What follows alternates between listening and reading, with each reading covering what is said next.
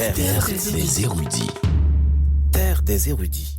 Le podcast de l'Institut français en Haïti. Bienvenue dans Terre des érudits, je suis Cal Kirek, écrivain et critique d'art. Pour ce deuxième numéro consacré à l'art contemporain haïtien, nous allons parler de Pascal Monet, artiste pluridisciplinaire haïtienne et suissesse, dont le travail artistique est marqué par sa finesse et son engagement, tout en faisant le point sur l'une de ses expositions, Enfance et autres bazars. Pascal Monet est une artiste haïtienne et suissesse de renom. Artiste pluridisciplinaire, elle explore avec la même intensité la peinture, la sculpture, la gravure et l'installation.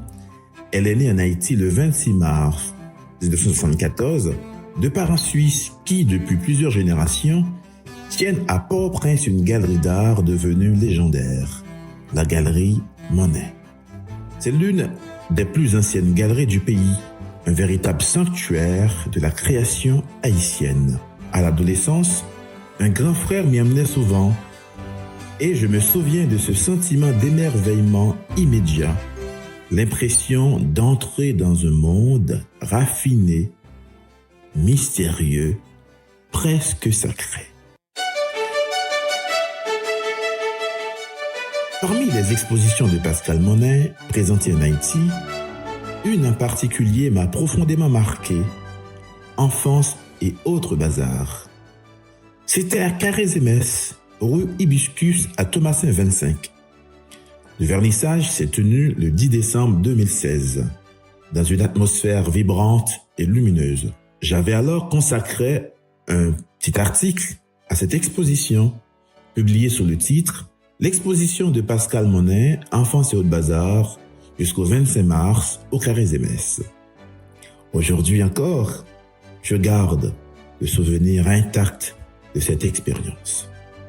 Alors, permettez-moi un retour sur cette exposition remarquable et sur le parcours singulier d'une artiste hors du commun. Mesdames et messieurs, bienvenue dans Enfance et autres bazars. L'exposition présentait une centaine de pièces de Pascal Monet. En parcourant les salles, on ne pouvait qu'être frappé d'étonnement et d'admiration devant la diversité de son univers. Tableaux, mobiles, sculptures, installations, tout semblait dialoguer. Dans cet espace, les œuvres occupaient le lieu avec une force vivante. On entrait dans un monde insolite, traversé par une imagination foisonnante, complexe, fantasque, parfois débridée. À travers ces œuvres multiples et polyphoniques, on entendait l'écho de plusieurs voix, celle de l'enfant et de l'adulte, se confondant, s'interrogeant mutuellement. C'était un univers de sensations, d'impressions et d'émotions, un monde où les frontières entre le réel et le rêve semblaient s'effacer.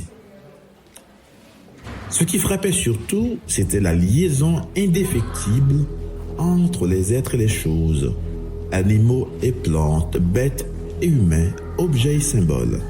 Dans l'univers de Pascal Monet, absolument tout semblait animé d'un besoin de communication.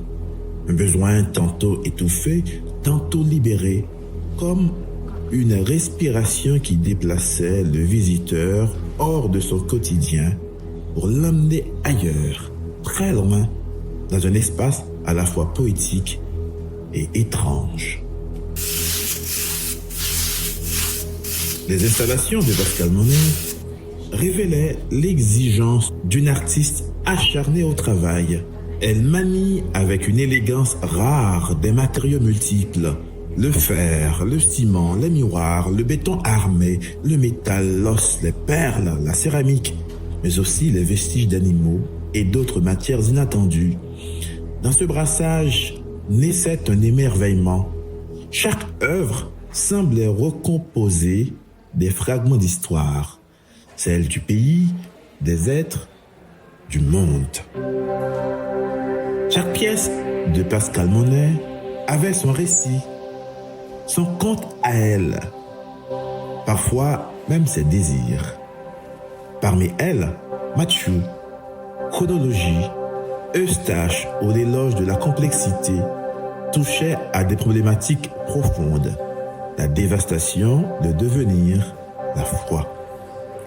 D'autres œuvres, comme La naissance du colibri, Juste une petite histoire de riz, chapelet champêtre, explorait les thèmes de la fuite, de l'histoire économique d'Haïti ou encore de la beauté complexe et fragmentée de la nature humaine.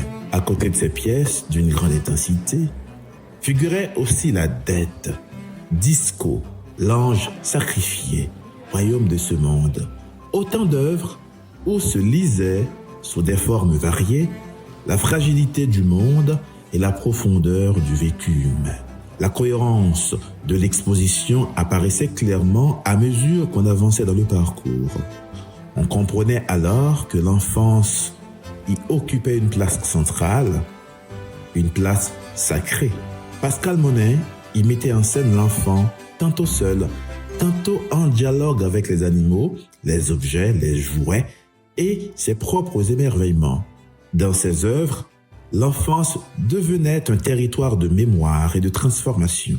Elle y introduisait même la symbolique des chiffres, qui reviennent souvent dans ses créations comme signe du changement, du rythme, du passage du temps.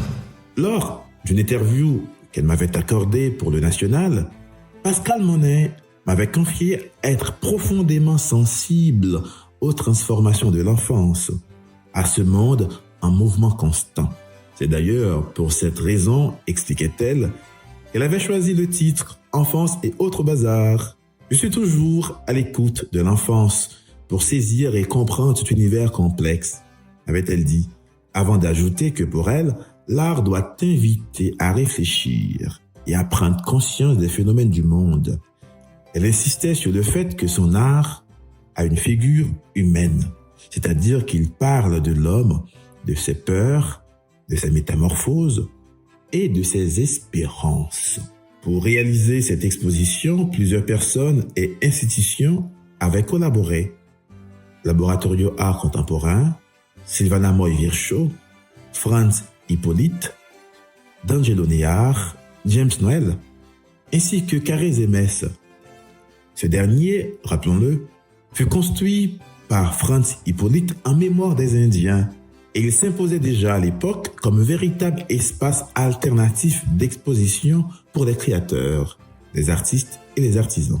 Je me souviens avoir pensé, en découvrant cette exposition, que dans toute l'histoire du mot bazar, c'est sans doute Arnaud, artiste belge, qui l'avait le plus employé. Mais en l'associant à l'enfance, Pascal Monet lui avait donné une nouvelle noblesse, une profondeur poétique inattendue.